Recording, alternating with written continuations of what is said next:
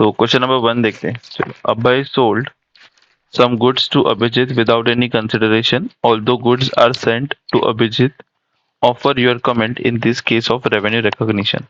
Without any consideration मतलब क्या? Free में दे दिया है। कैसा दे दिया? Free, free of cost. Okay, तो अगर आप कोई भी गुड्स को फ्री में देते हो तो कोई इनकम आने वाला है आपको?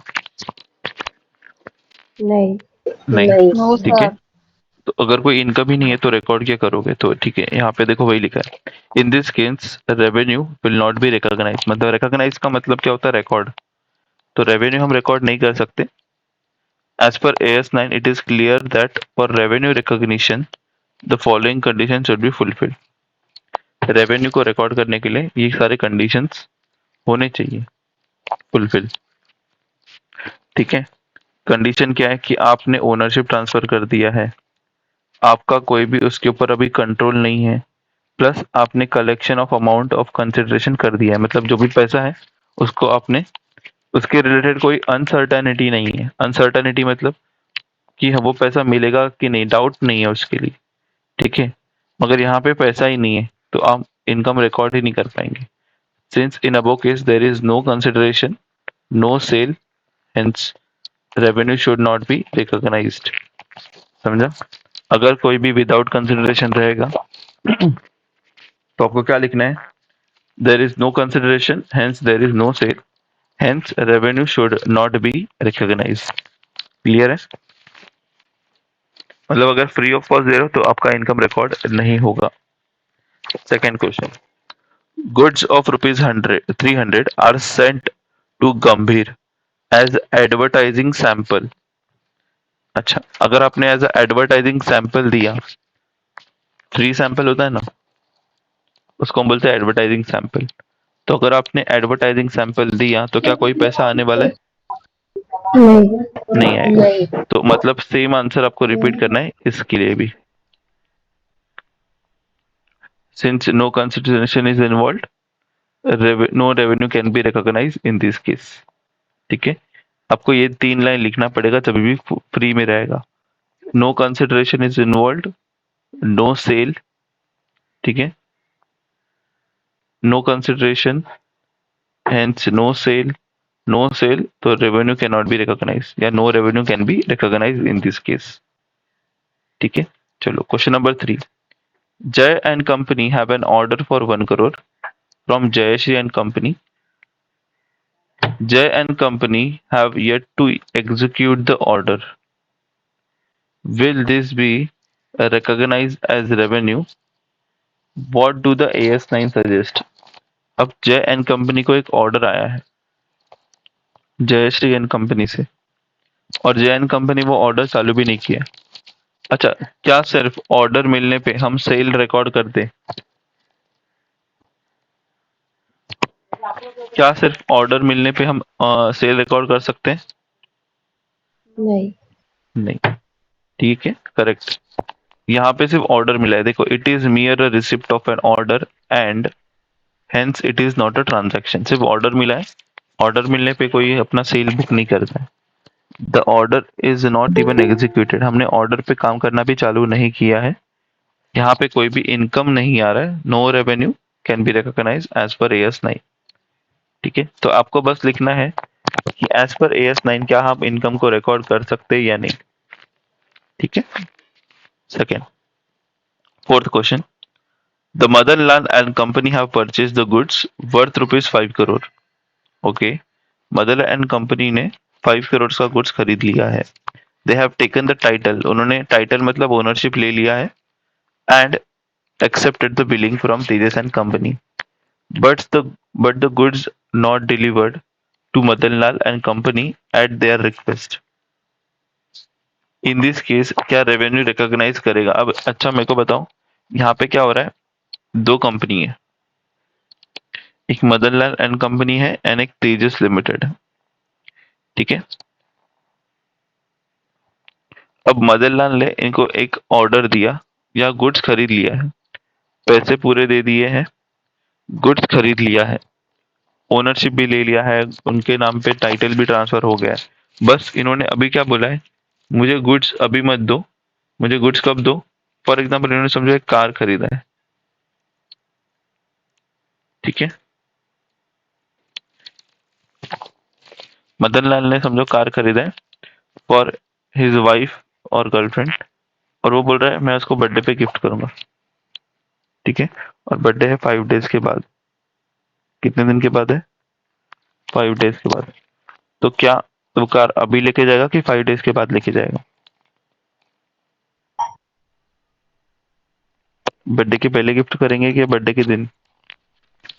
बर्थडे के दिन। बर्थडे के दिन, राइट। तो अब ये कार अभी भी इनके पास है, जो सेलर है उनके पास। तो सेलर डाउट में है, क्या हम इस कार का सेल रिकॉर्ड कर ले? बिकॉज ओनरशिप ट्रांसफर हो गया है, पैसे मिल चुके हैं। ओनरशिप ट्रांसफर्ड, पैसे भी मिल गए। पैसे मतलब कंसिडरेशन, कंसिडरेशन भी मिल चुका है। बस उन्होंने रिक्वेस्ट किया कि 5 डेज आपके पास रखिए, उसके बाद आप हमको दीजिए। क्या ऐसे केस में सेलर इनकम रिकॉर्ड कर सकता है कि नहीं? नहीं। No sir. देखो हमारा एज पर रूल, किधर गया वो? एज पर रूल सेल कब रिकॉर्ड करते हो? जब transfer risk and reward of ownership, जब आपने ओनरशिप ट्रांसफर कर दिया है तब आप सेल इनकम रिकॉर्ड कर सकते हो इन केस ऑफ गुड्स। अब कार एक गुड्स है और हमने ओनरशिप ट्रांसफर कर दिया है और हम उसको डिलीवर करने के लिए भी रेडी है, राइट। अब पैसे भी आ गए हैं, सब हो गया है, तो हम एज अ सेलर ये ट्रांजैक्शन को सेल रिकॉर्ड कर सकते हैं। क्यों? क्योंकि हमने ओनरशिप भी दे दिया और पैसे भी ले लिए। बस उनका रिक्वेस्ट है कि 5 दिन के बाद डिलीवरी चाहिए, ठीक है। Yes, in this case revenue from sale will be recognised, ठीक है। यहाँ पे हम रेवेन्यू रिकॉग्नाइज करेंगे बिकॉज हम हमारे सारे कंडीशंस जो थे वो फुलफिल हो रहे हैं। दैट इज ओनरशिप भी ट्रांसफर हो गया है एंड हमने पैसे भी ले लिए हैं। बस डिलीवरी नहीं किया है जस्ट बिकॉज कि उन्होंने बोला है। अगर हम हमारी तरफ से डिलीवरी नहीं दे रहे तो फिर बात अलग है, मगर उनके रिक्वेस्ट पे हम डिलीवरी नहीं दे रहे तो फिर ओनरशिप और रिस्क उनका ही रहेगा। हम बोलेंगे कि देखो हमारे शोरूम में कुछ हो गया तो आपका रिस्क रहेगा, तो वो बोले ठीक है चलेगा। तो अब ये रिस्क ट्रांसफर हो चुका है, ओके। तो ऐसे केस में आप इनकम रिकॉर्ड कर सकते हैं। नेक्स्ट एग्जांपल देखते हैं, question number 5। Goods worth ₹10 lakhs are sent to Amritlal and company by Sudhir and company as per their order, okay. Goods worth ₹10 lakh क्या किया? अमृतलाल एंड कंपनी ने sent to Amritlal and company by Sudhir and company, okay. Sudhir and company ने 10 लाख का goods Amritlal and company को भेज दिया as per their order. Goods are delivered to them and communicated by Amritlal that goods are in order. देखो आपने किसी को गुड्स भेज दिया एज पर देयर ऑर्डर, उन्होंने गुड्स चेक किए और बोले ठीक है, सब सारे गुड्स ठीक है और एज पर ऑर्डर करेक्ट है नंबर ऑफ यूनिट्स। तो ऐसे केस में क्या Sudhir and company sale record कर सकता है कि नहीं? Yes sir. कर सकता है, राइट, बिकॉज उन्होंने ओनरशिप भी दे दिया, risk and reward of transfer हो चुका है और अमृतलाल ने एक्सेप्ट भी कर लिया कि सारे गुड्स प्रॉपर है। ऐसे केस में हमारा सेल कंप्लीट हो गया है, तो हम क्या कर सकते हैं? इस इनकम को रिकॉर्ड कर सकते हैं, ओके। तो यहाँ पे जब भी इनकम के रिलेटेड आएगा आपको लिखना है एज पर AS9। इसका वर्ड, इस वर्ड का यूज करना है as per AS9, it should be recognised as revenue, ठीक है। चलो next question. Computers worth ₹5 lakhs are supplied to Maganlal and company by Chhaganlal and company on sale on approval basis. Sale on approval मतलब पहले इस्तेमाल करें फिर विश्वास करें, ठीक है। तो अभी ये पढ़ के बताओ रिकॉर्ड करोगे कि नहीं?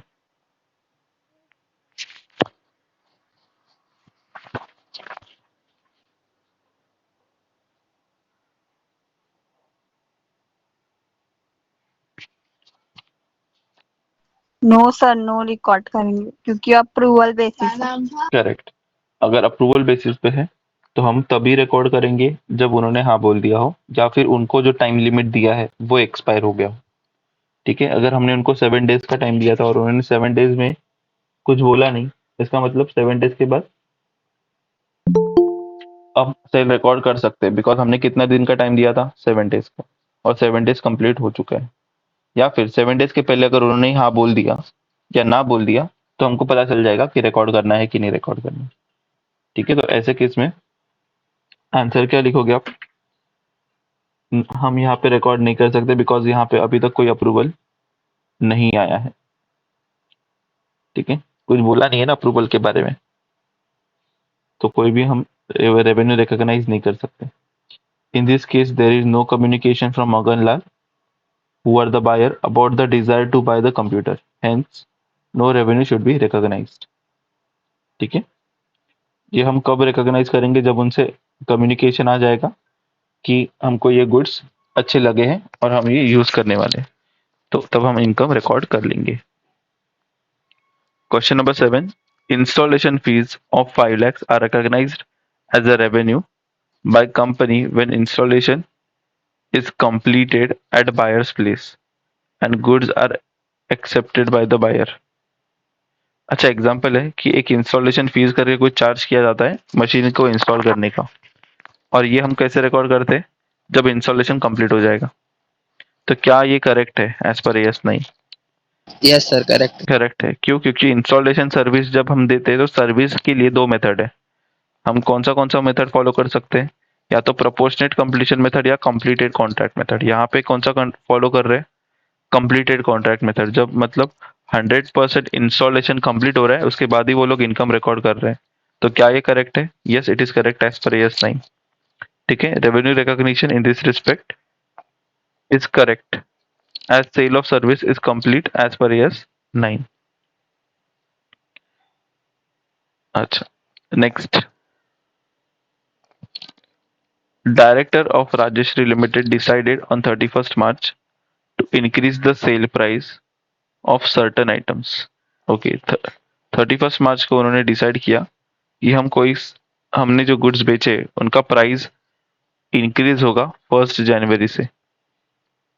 In the view of revision the company has received 20 lakhs from its customer in respect of sale made from 1st January 2005 to 31st March 2005 and the accountant been inexperienced, मतलब अकाउंटेंट नया है, and cannot decide whether 20 lakhs due to price revision is a revenue in the sale 2004 and 5। अब क्या बोल रहे हैं कि directors ने एक मार्च को, देखो कभी कभी क्या होता है,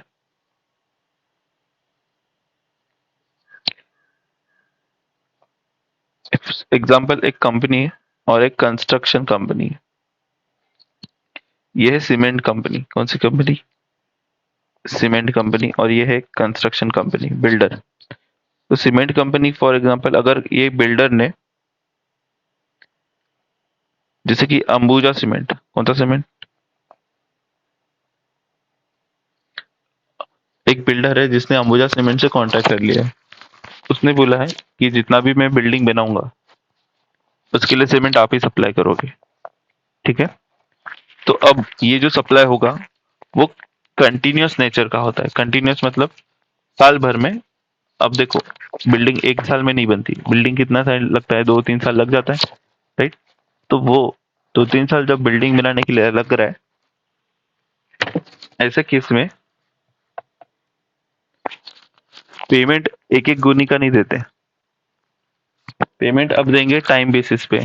फॉर एग्जांपल, अगर बिल्डर बोलता है एक काम करो, आप मुझे 6 मंथ 6 महीने सीमेंट सप्लाई करो, 6 महीने का पेमेंट एक साथ ले लो। ठीक है, या 4 मंथ ले लो।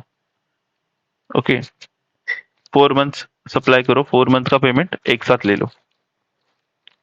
तो अंबुजा सीमेंट भी बोलेगा ठीक है, 4 मंथ्स में हम पेमेंट लेते जाएंगे, बिकॉज ये जो हमारा सप्लाई रहेगा वो कंटिन्यू सप्लाई रहेगा। एक एक बैग का अगर हम हिसाब रखें तो फिर बहुत मेस हो जाएगा। इसलिए 4 मंथ्स में जितना भी बैग सप्लाई किया उसका एक साथ पैसा ले लेंगे। अब ऐसे केस में क्या हुआ, 31st March आ गया। 31st March को अंबुजा सीमेंट के डायरेक्टर ये बोलते कि जो भी हमने 1 जनवरी से सप्लाई किया है, पहले हम आपको 100 रुपीज पर बैग देते थे, 100 रुपीज का एक बैग देते थे। अब हमने आपको जो जनवरी से लेके मार्च तक का जितना भी बैग दिया होगा उसको हम 120 पर बैग लेंगे, ठीक है। और ये कब बोला? 3 महीना होने के बाद, ठीक है। और 4th मंथ पे आपको पेमेंट मिलना है अभी अप्रैल को। तो जब पेमेंट मिलने वाला है उसके 1 महीने पहले क्या बोल दिया, जो हमने लास्ट 3 महीने में सप्लाई किया है वो 100 रुपीज पर बैग नहीं है, वो कितना रुपीज पर बैग है? 120 रुपीज का एक बैग है, ठीक है। तो ऐसे केस में क्या जो सामने वाला बिल्डर कंपनी है, क्या वो तुरंत एक्सेप्ट कर लेगा ये price?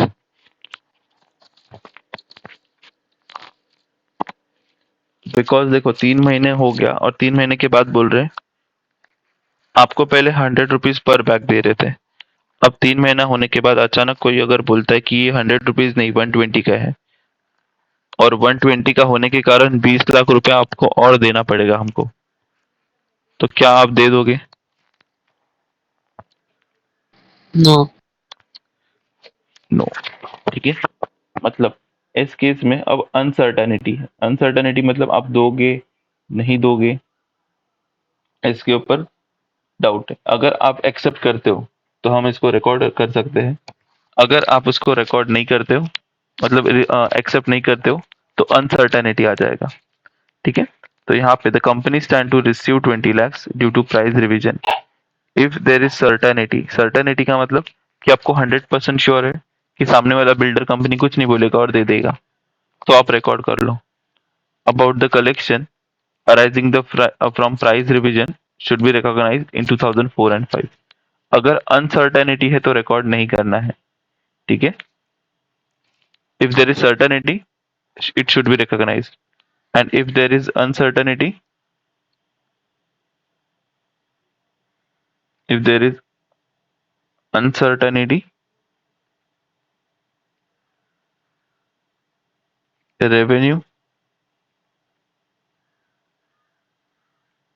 should not be recognized। recognize का मतलब क्या? रिकॉर्ड करना। तो if there is uncertainty revenue should not be recognized। इस केस में क्या बोला है? Company has to receive 20 lakhs और कस्टमर के बारे में कुछ बोला नहीं है, तो आप ये दोनों आंसर लिखना है इस सम में।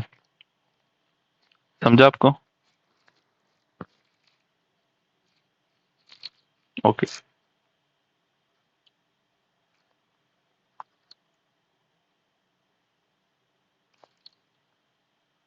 ओके, क्वेश्चन नंबर 11 तक करेंगे हम, ठीक है।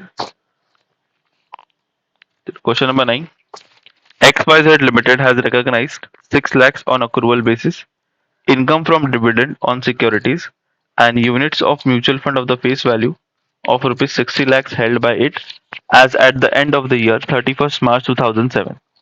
The dividends were declared at the rate of 10% on 15th June. The dividend was proposed on 10th April by declaring the company। बोलो, डिविडेंड के केस में हम डिविडेंड कब रिकॉर्ड करते हैं? एक बार देख लेते हैं। देखो डिविडेंड के केस में हम डिविडेंड तब रिकॉर्ड करते when there is a right to receive is established. Right to receive establish का मतलब क्या है? जब डिविडेंड डिक्लेयर करेंगे उस दिन आप इनकम को रिकॉर्ड करोगे। तो हमको पूरे सम में सिर्फ क्या ढूंढना है पता है? कौन से दिन पे डिविडेंड डिक्लेयर किया है। तो आप मेरे को पूरा क्वेश्चन पढ़ो और मेरे को बताओ कि कौन से दिन को डिविडेंड को डिक्लेयर किया है। 15th June 2007। 15 जून 2007, राइट है? 15 जून 2007। ओके, तो जिस दिन डिविडेंड डिक्लेयर किया उस दिन आपको राइट टू रिसीव आ गया, और जिस दिन राइट टू रिसीव आ गया आप उसको रिकॉर्ड कर सकते हो। ठीक, तो as per dividend is recognized as income when right to receive is established. In this case, right to receive is established on 15 June. Hence, dividend income should be recognized during the year 7-8, अच्छा, इन्होंने क्या किया है फिर? इन्होंने I think पहले ही record कर लिया है। XYZ has recognized 6 lakhs on accrual basis income from dividend and securities of mutual fund of the face value 60 lakhs held by it at the end of the year 2007। अच्छा, इन्होंने 31 मार्च 2007 को ही record कर लिया dividend, जबकि date of declare कब है? 15 June. 15 June 15 June 2007। Date of declaration के पहले रिकॉर्ड कर सकते हो क्या? डेट ऑफ डिक्लेरेशन के पहले रिकॉर्ड नहीं कर सकते, बिकॉज No, जब sir. तक तुमको राइट टू रिसीव नहीं मिलेगा तब तक आप उसको रिकॉर्ड ही नहीं कर सकते। तो उन्होंने जो ट्रीटमेंट किया है वो रॉन्ग किया है, ठीक है। तो ये देखो, as per the treatment is not as per AS9। उन्होंने जो लिखा है वो एज पर AS9 नहीं है, क्योंकि डिविडेंड कब रिकॉर्ड करते हो? जब right to receive is established. Clear? Okay. Question number 10। Indu Limited used certain resources of Priyanka. In return, Priyanka Limited received 25 lakhs and 30 lakhs as interest and royalty in respect of Indu Limited. State whether on what basis, सिर्फ basis पूछा है कि आप income कैसे record करोगे, कौन सा income है इसमें? एक है इंटरेस्ट और एक है रॉयल्टी। इंटरेस्ट कैसे रिकॉर्ड करते हो? कौन से बेसिस पे? टाइम बेसिस पे ना। Yes, Yes, sir. sir. तो यहाँ पे वही लिखा है, देखो, as per AS9 interest is recognised on time proportion basis, मतलब ये टाइम बेसिस पे आप इंटरेस्ट को रिकॉर्ड करोगे। एंड रॉयल्टी, रॉयल्टी कैसे रिकॉर्ड करते हो? Rule and as regulation. Per terms and condition, ठीक है। रॉयल्टी इज रिकॉग्नाइज, यहाँ पे लिखना है as per terms and condition, as per terms and condition of agreement.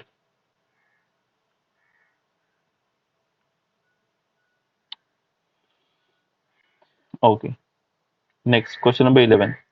GIP Institute has received 60,000 in Feb 2015 as tuition fees for the program commencing on March 15 and ending in Feb 2016. How much income should be recognized when the books are closed on 31st March 2000? ठीक है, एक GIP institute है जिसने 60,000 का income मिला उसको in February 2015 as a tuition fees. Okay, मतलब ये जो ट्यूशन है वो February 2015 को चालू होने वाला है फॉर द प्रोग्राम कमेंसिंग। अच्छा, और ये प्रोग्राम कब चालू हो रहा है? सॉरी, प्रोग्राम चालू हो रहा है March 15 से और एंड होगा February 2016 में। ओके, और उसके लिए उसको कितना मिला है? 60,000। उन्होंने पूछा है कितना इनकम रिकॉग्नाइज करना चाहिए इन 2015, 2015 में, when books are closed on 31st March. ठीक है, एक बार यहाँ पे देख लेते हैं।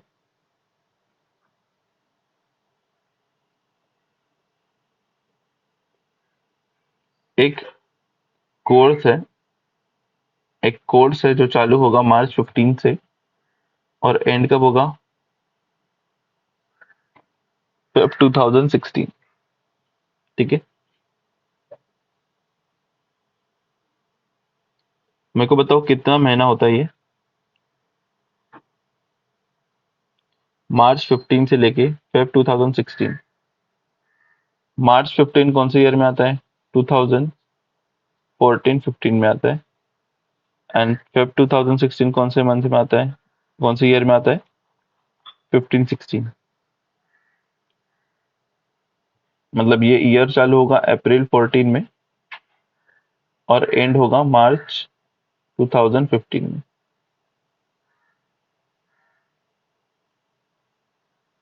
और ये ईयर कब चालू होगा? अप्रैल 2015 में और एंड कब होगा? March 2016 में। मगर हमारा कोर्स ऐसा नहीं है, हमारा कोर्स कब चालू हो रहा है? March 2015। मार्च 2015 में हमारा कोर्स चालू होता है एंड एंड कब होता है? फरवरी 2016। तो जरा मेरे को कैलकुलेट करके बताओ ये पूरा कोर्स कितने मंथ का है? 12 month मंथ का सर, एक Okay. साल। ओके, ये पूरा कोर्स है 12 मंथ्स का। ओके, 12 मंथ्स के लिए, अच्छा 12 मंथ्स में से इस साल में कितना मंथ आ रहा है? इस साल में सिर्फ एक ही मंथ आ रहा है जो है मार्च, एंड बाकी 11 मंथ्स यहाँ पे आ रहे हैं, राइट? राइट। अब हमने जो 60,000 लिया है वो पूरे 12 महीने का है। 60,000 जो है पूरे 12 महीने का है, तो एक महीने का कितना? 5,000। 5,000। Okay, 5,000 per month. तो हम इस ईयर में कितना रिकॉर्ड कर सकते हैं? सिर्फ 5,000। 5,000, क्योंकि कितना मंथ है? एक ही मंथ है, तो 5,000 into 1 month is equal to 5,000। और यहाँ पे कितने मंथ्स है? 55,000 है। यहाँ पे 11 मंथ्स है, तो फिर 5,000 इंटू 11 इज इक्वल टू 55,000. 55,000। ठीक है, तो ये एज पर AS9 इसको हम बोलेंगे कब 5,000 रिकॉर्ड करेंगे? 2014-15 में, एंड 55,000 रिकॉर्ड करेंगे 15-16 में। ये हम कौन सा मेथड फॉलो कर रहे हैं? Percentage of completion method, because ये सर्विस है, ट्यूशन देना इज अ सर्विस। सर्विस में हम ये कौन सा मेथड फॉलो कर रहे हैं? Proportionate completion method. ठीक है, इसलिए 5,000 should be recognised for the year ending 31st March 15 and remaining 15,000 in March 2016. Clear?